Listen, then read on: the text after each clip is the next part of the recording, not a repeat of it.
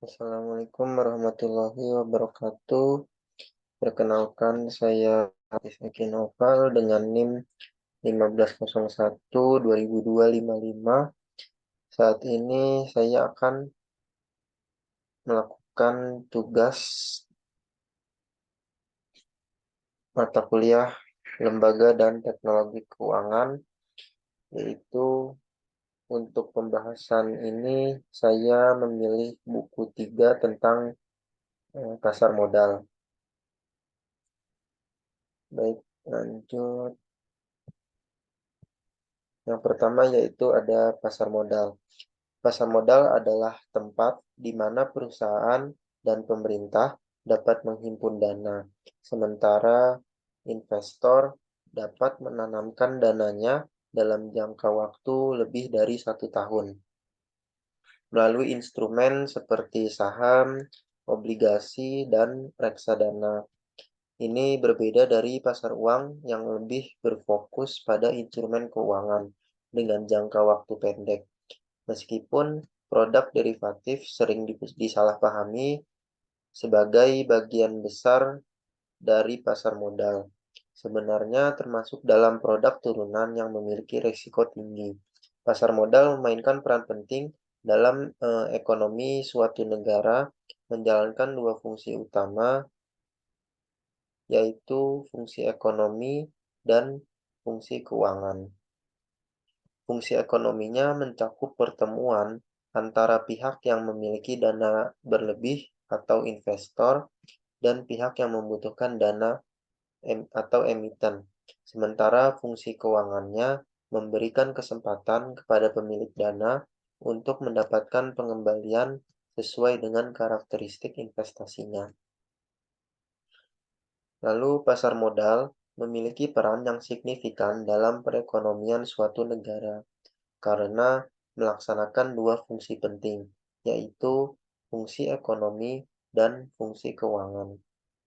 Fungsi ekonomi mencakup perannya sebagai sarana pertemuan antara pihak yang memiliki dana berlebih, yaitu investor, dan pihak yang membutuhkan dana atau issuer.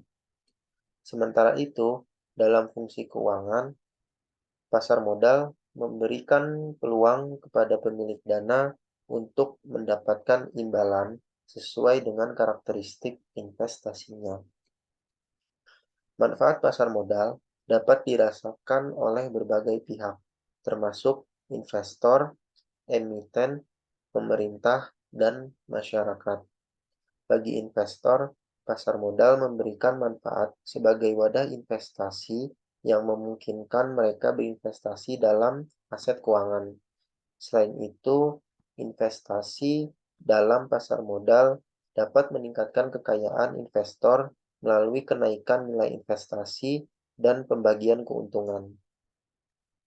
Selanjutnya yaitu ada sejarah pasar modal di Indonesia. Menurut buku Effektenitz yang diterbitkan oleh Vereniging voor den Effektenhandel pada tahun 1939, aktivitas perdagangan efek sudah berlangsung sejak tahun 1880.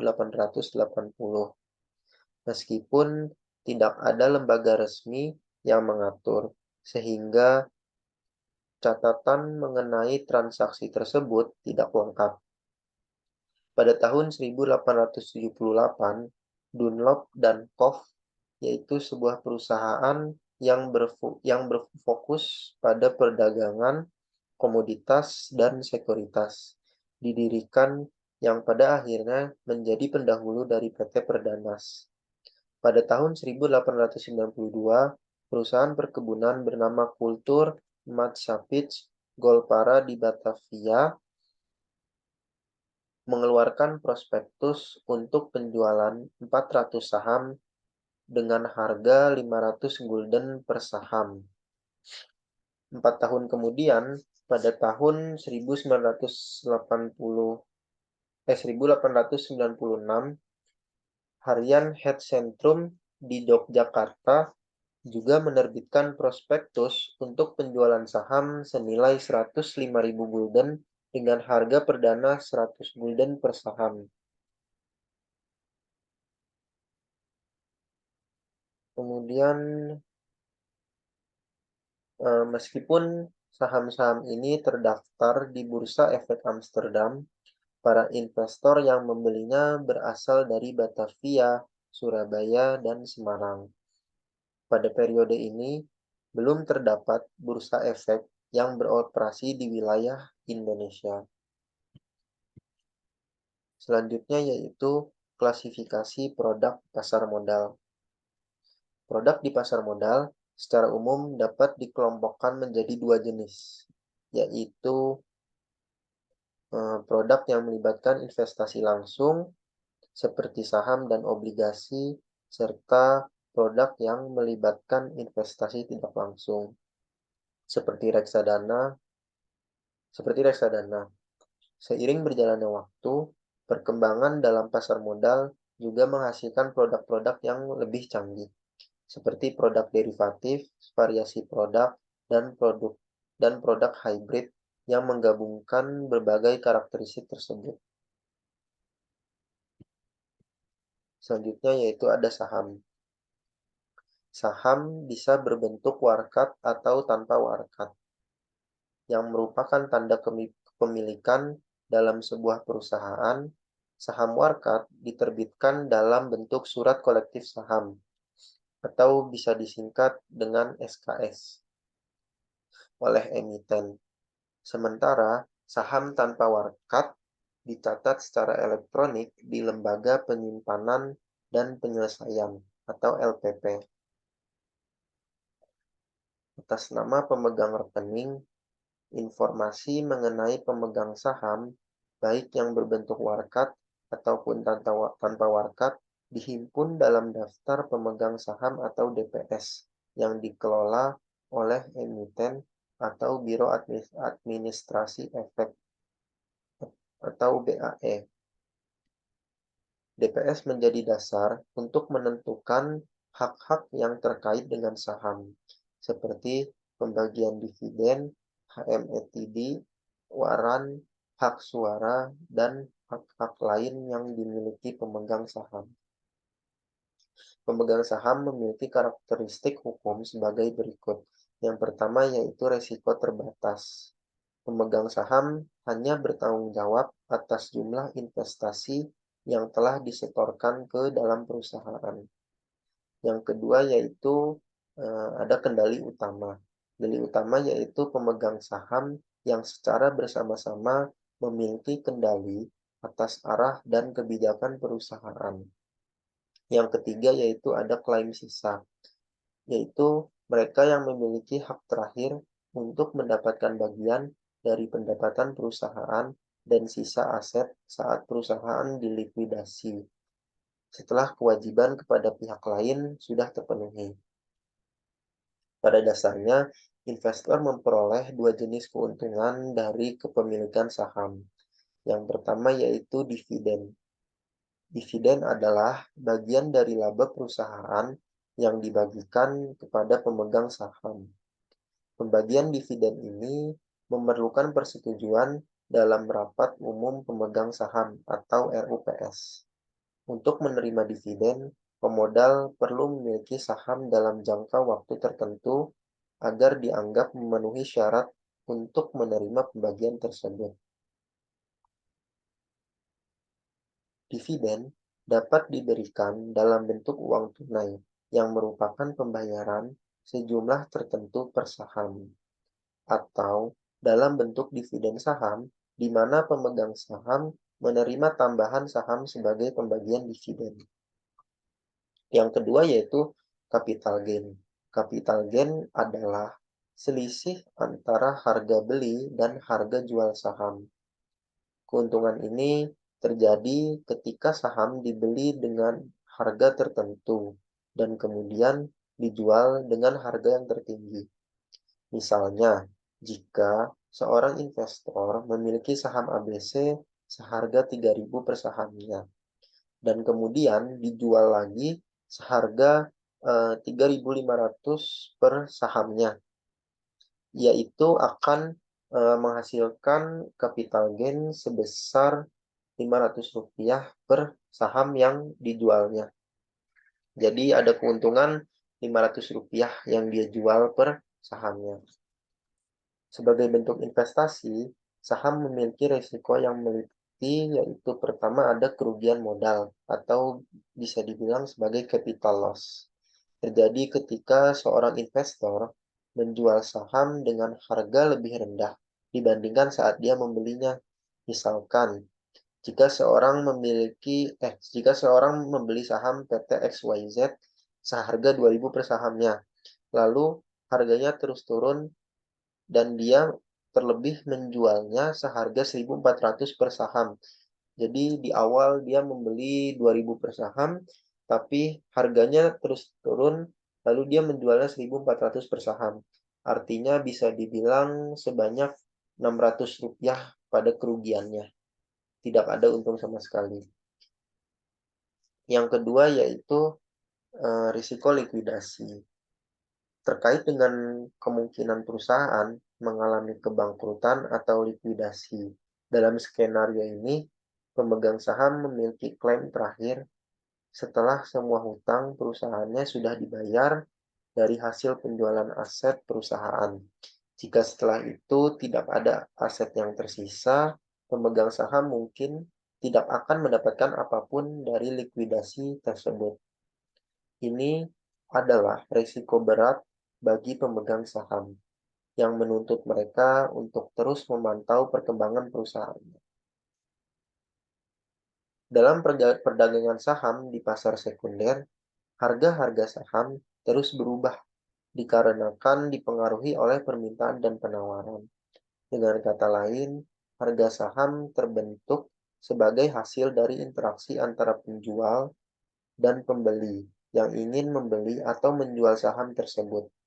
Banyak faktor yang mempengaruhi penawaran dan permintaan ini, termasuk faktor-faktor khusus yang berkaitan dengan saham tersebut, seperti kinerja perusahaan dan industri tempat perusahaan beroperasi, serta faktor-faktor makroekonomi seperti suku bunga, inflasi, nilai tukar, dan bahkan faktor-faktor non-ekonomi seperti kondisi sosial dan politik.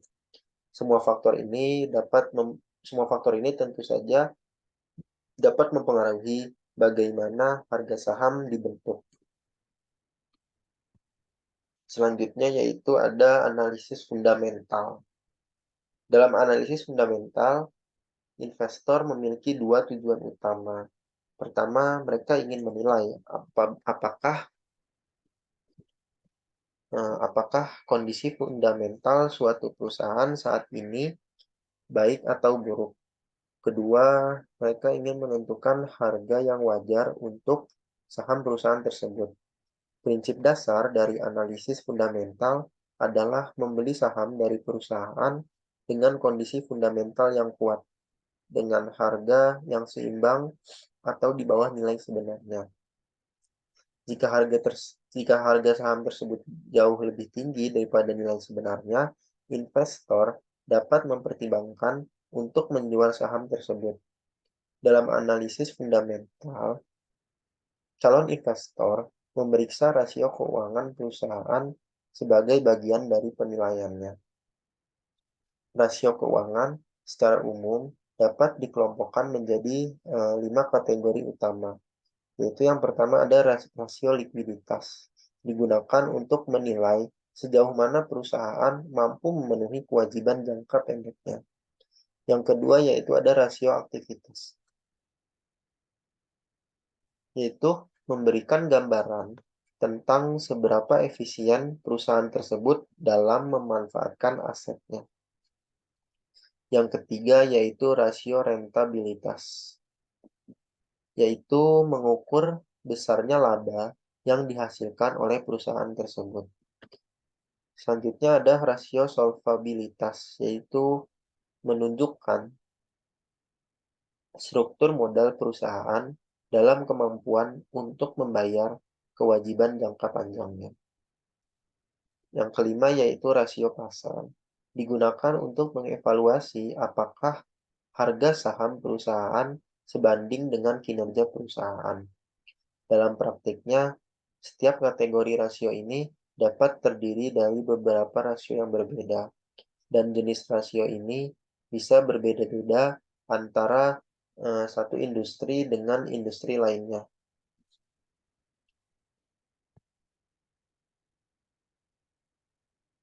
Selanjutnya yaitu ada analisis teknikal.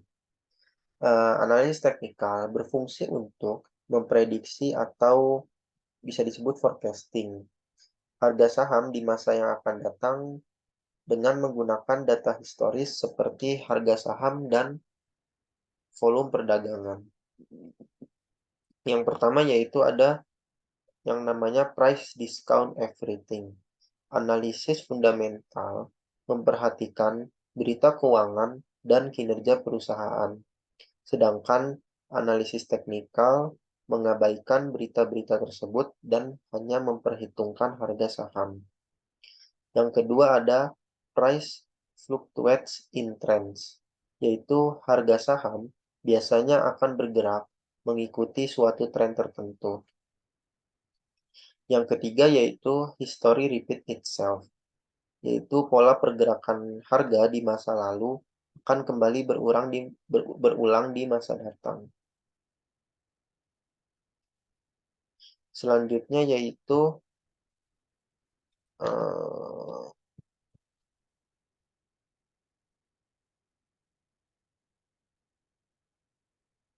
ada analisis obligasi. Salah satu risiko utama yang dihadapi oleh investor dalam investasi obligasi adalah kemampuan perusahaan yang menerbitkan obligasi untuk membayar kembali utangnya pada saat sudah jatuh tempo. Harga obligasi dapat berfluktuasi, tetapi saat jatuh tempo, harga obligasi akan kembali ke nilai normalnya. Terus oleh karena itu penting sekali bagi investor untuk memastikan bahwa perusahaan tersebut memiliki kemampuan yang memadai untuk melunasi kewajibannya. Salah satu cara untuk menilai hal ini adalah melalui rating atau peringkat obligasi. Peringkat adalah penilaian yang standar mengenai kemampuan pembayaran utang oleh suatu perusahaan atau negara. Penilaian ini memungkinkan perbandingan antara berbagai perusahaan atau negara, sehingga investor dapat mengidentifikasi yang memiliki kemampuan pembayaran yang lebih baik. Peringkat ini dikeluarkan oleh perusahaan pemeringkat yang biasanya memerlukan izin resmi dari pemerintah, seperti Indonesia, di mana izin ini dikeluarkan oleh OJK, yaitu Otoritas Jasa Keuangan di Indonesia.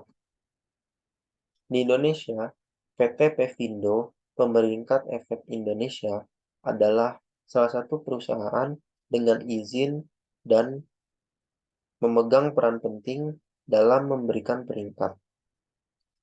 Selain itu, ada juga Fitch Rating Indonesia yang merupakan pemain baru dalam industri ini. Biasanya, perusahaan pemeringkat yang memiliki izin dari pemerintah Indonesia akan memfokuskan penilaiannya pada perusahaan-perusahaan yang beroperasi di dalam negeri. Namun, peringkat terkait kemampuan membayar utang suatu negara diberikan oleh perusahaan pemeringkat yang telah dikenal secara internasional. Beberapa dari perusahaan pemeringkat ini mencakup standar & Poor, Moody Investor Service, Fitch Rating, GCRA yaitu Japan Credit Rating Agency, dan Rating and Information Service. Yang terakhir yaitu ada kesimpulan. Pasar modal adalah tempat di mana perusahaan dan pemerintah mengumpulkan dana, dan investor menanamkan dananya dalam instrumen jangka panjang seperti saham, obligasi, dan reksadana. Ini berbeda dari pasar uang yang memfokuskan pada instrumen jangka pendek. Meskipun produk derivatif sering disalahpahami sebagai bagian dari pasar modal, sebenarnya termasuk dalam produk turunan dengan risiko tinggi. Pasar modal memiliki peran penting dalam ekonomi suatu negara, menjalankan dua fungsi utama, yaitu fungsi ekonomi dan fungsi keuangan. Fungsi ekonominya mencakup pertemuan antara investor dan emitennya, sementara fungsi keuangannya memberikan peluang bagi pemilik dana untuk mendapatkan pengembalian sesuai dengan karakteristik investasinya. Sejarah pasar modal di Indonesia dimulai sejak 1880, meskipun tidak ada lembaga resmi yang mengatur, sehingga catatan transaksi tersebut tidak lengkap.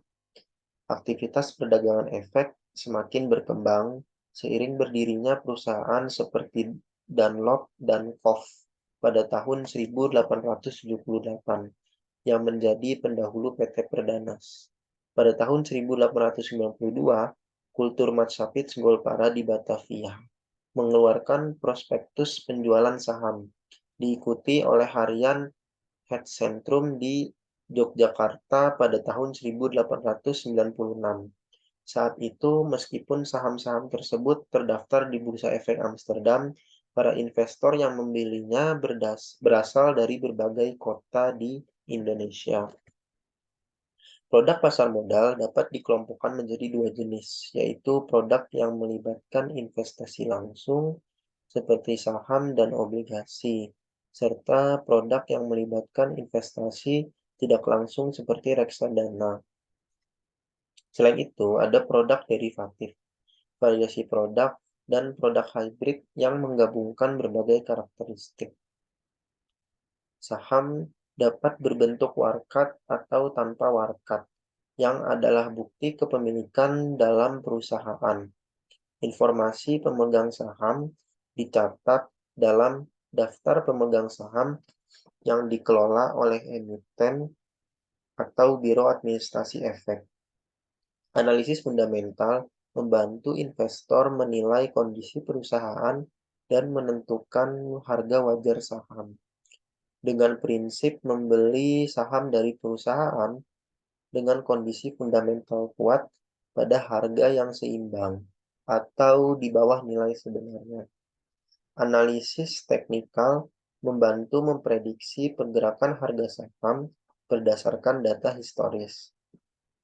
Dalam rangkaian ini, terlihat bahwa pasar modal adalah komponen penting dalam ekonomi yang memfasilitasi investasi jangka panjang dan penghimpunan dana dengan sejarah yang panjang di Indonesia. Pemahaman tentang jenis produk pasar modal dan metode analisis membantu investor membuat keputusan yang cerdas dalam berinvestasi di pasar modal.